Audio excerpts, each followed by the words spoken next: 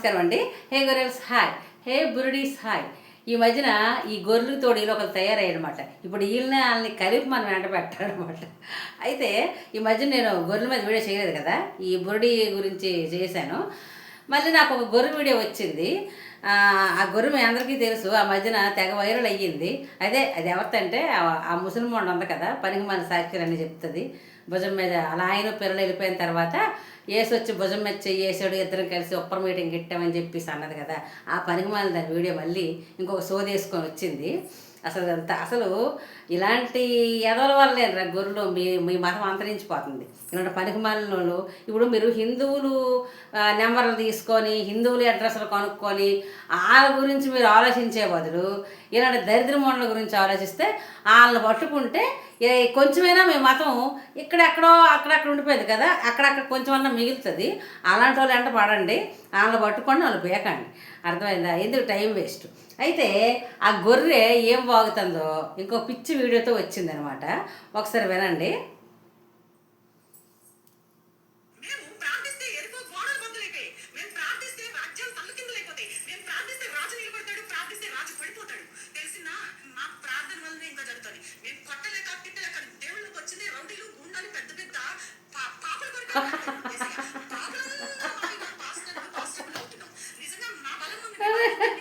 పాపులందరూ పాస్టర్లు అవుతారు అంటే పాపులందరూ. దాని గొంతు అయితే చూడండి. అది అది ఏంది, అది ప్రార్థిస్తే రాజ్యాలు తలకిందులు అయిపోతాయట. ఇంకా చూడండి.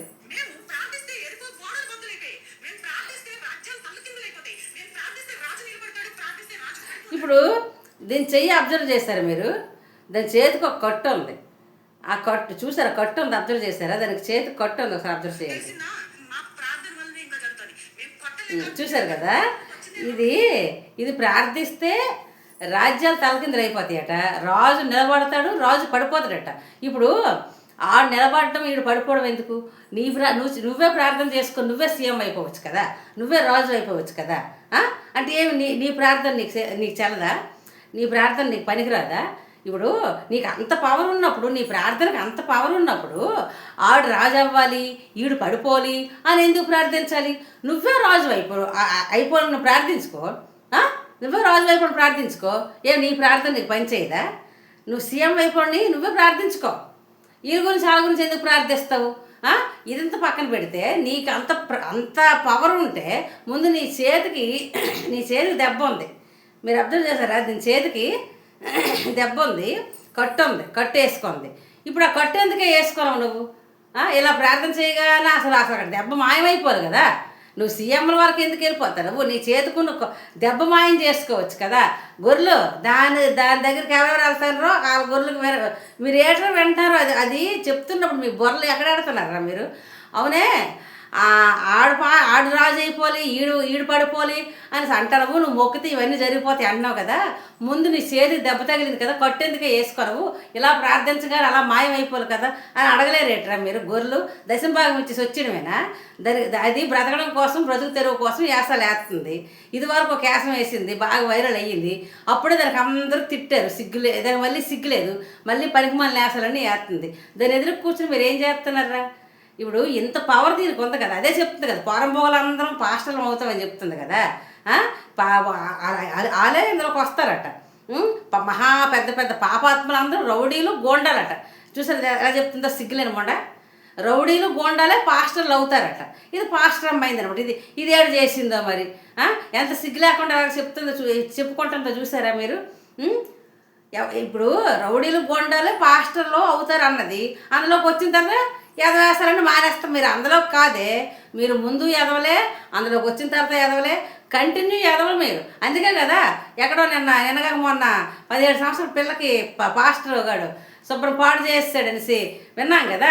ఆ పిల్ల ఇప్పుడు హాస్పిటల్లో ఉంది, చావు బతుకుల మధ్యనని. మీరు పాస్టర్లు అవ్వకముందు ఎదవలే.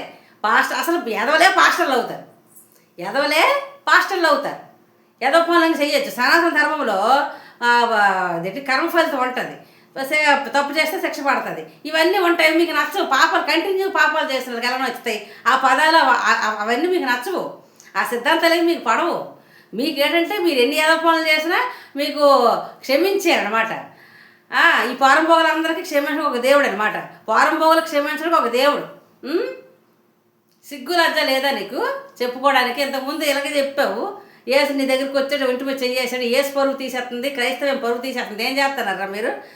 హిందువుల మీద పడతారు ఏమనంటే?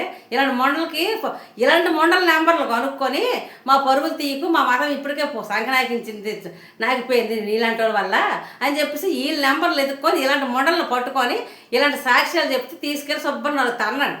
అప్పుడు ఎక్కడెక్కడ కొంచెం అన్న మిగిలింది కదా మీ మతం, అదైనా కాస్త నిలబడుతుంది. ఇంకెలాంటి పిచ్చి సాక్ష్యాలు ఇలాంటి మోడలు చెప్పారనుకో, ఇవి విని మరి కొంచెం కొంపు అయిపోద్ది మీ మతం. చాలామంది ఖండేస్తారు దాన్ని. కాదని ఇన్స్టాగ్రామ్లో వస్తాయి చాలామంది. ఆ పృథ్వీ పాల్గడు ఉన్నాడు కదా, ఆ పృథ్వీ పాల్గడాడు ఆడట కడుపులోంచి రాయి ఎక్కడికి వచ్చింది, తర్వాత ఎక్కడికి వచ్చింది, నోట్లోకి వచ్చింది, గుండెలోకి వచ్చింది. బూతులు వచ్చేస్తారు నాకు ఈ లేసాలు వీళ్ళు. ఆడొకడు అమ్మతేజగాడు ఒకడు, ఏకంగా ఎంత తరిపండి ఇచ్చేసి పిల్లలు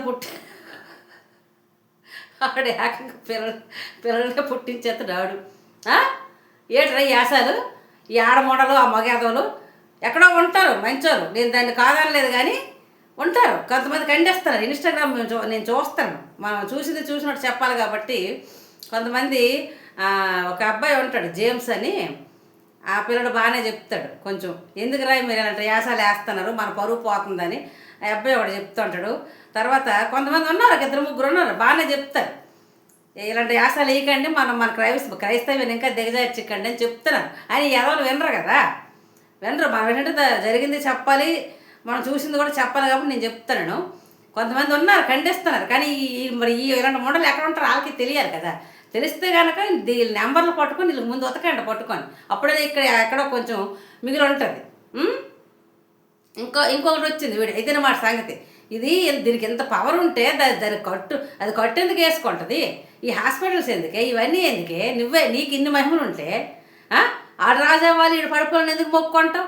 నువ్వే రాజవ్వాలని మొక్కుంటావు కదా, నీకు ఎంత పవర్ ఉంటే. పోరంబోగు ఇలాంటి ముసలైపోవడం, ఎంత వయసు వచ్చింది, సిగ్గులేదే నీకు? ఇలాంటి కబుర్లు చెప్తాను, దీని దగ్గరికి ఎవడరా వెళ్తాడు? అడగలేరా? ఏటై యాసాలు? నీకు మేము ఎంత గొర్రెల్లో కొన్నాం, మేము ఎంత పోను గొర్రెలమైనా ఇంకా గొర్రెలు చేసేస్తావా దశంభాగం కోసం అని చెప్పేసి అడగలేరా? దాని ముందు కూర్చొని మొహాలు తెల్లబోసి ఇలాగ ఆలకించుతారా ఎట్టుకొని? సిగ్గులేని అడవల్లారా? బుర్రలు లేవరా? అంత పచ్చి అబద్ధాలు చెప్తుంది. అవునే నీకెంత పవర్ ఉంటే నీ దెబ్బ తగ్గించుకోవచ్చు కదా అని అడగాలి మీరు దాని ముందు కూర్చున్నప్పుడు. అలా ప్రశ్నించాలి. ఎవరితో చెప్తుంది ఇంకా సాక్ష్యాలు ఏంటి? నేను బాత్రూమ్కి వెళ్ళాను, తెల్లని ముట్టుకు వెళ్ళాను, వాటికి వెళ్ళాను, వీటికి వెళ్ళాను, ఏంటి సాక్ష్యాలు?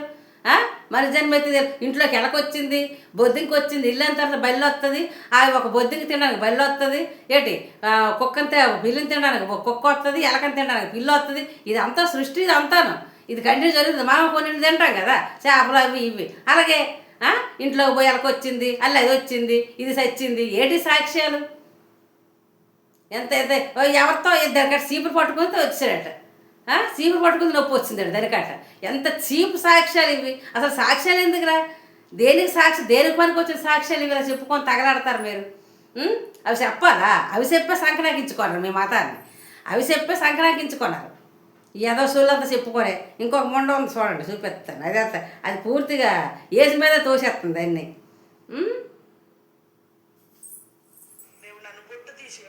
గాజులు తీసేయమన్నాడు, మెట్టెలు తీయమన్నాడు, బట్టలు తీయమన్నాడు. నేను తీయను, నేను వేసుకుంటానన్నా.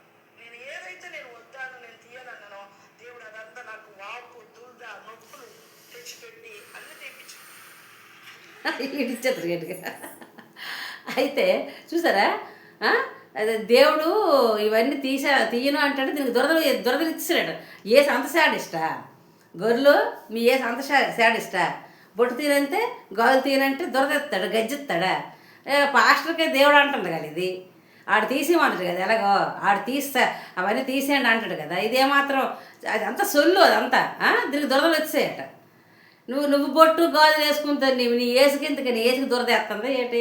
ఏసు గోక్కొంతంటే ఏంటి? ఏసు మీద ఎందుకే తోసేస్తావు? ఆ ఏసు ఎక్కడ ఉన్నాడో పుట్టాడో లేదో కానీ ఆ ఏసు పరువు అంతా తీసేస్తున్నారు. ఏసు పేరు చెప్పుకొని బతికిన వాళ్ళు కొంతమంది, అయితే ఆ పరువు తీసిన కొంతమంది. ఏసు నీకు వచ్చి మట్లు గాజులు వేసుకోవద్దు అన్నాడా? మరి సేరెందుకు? అది కూడా ఇప్పారే, అదెందుకే మళ్ళీ మధ్యలోన గాజులు వేసుకుంటే ఒప్పుకోని దేవుడు, మట్లు పెట్టుకుంటే ఒప్పుకోని దేవుడు, బొట్టు పెట్టుకుంటే ఒప్పుకోని దేవుడు, బట్టలు వేసుకుంటే ఒప్పుకోనడా? అది కూడా ఎందుకు తీసిపారే పనికి మళ్ళీ దాన్ని నీ పనికి మళ్ళీ సోది. మళ్ళీ దేవుడు పాస్టర్ గడా తీసిమండు, ఆడవన్నీ తీయమంటాడు, తర్వాత బట్టలు కూడా తీయమంటాడు, తర్వాత ఆడ పని వాడు చేస్తాడు. అదే జరుగుతుంది చర్చిలో. మొన్న అదే జరిగింది ఈ మధ్యన కూడా రీసెంట్గా. సిగ్గులేని చర్మలు ఎందుకే పనికి మళ్ళీ సొల్లంతా చెప్తారు. ఎవరు ఇలాంటి మొండలను పట్టుకొని శుభ్రంగా నాలుగు తన్నండి.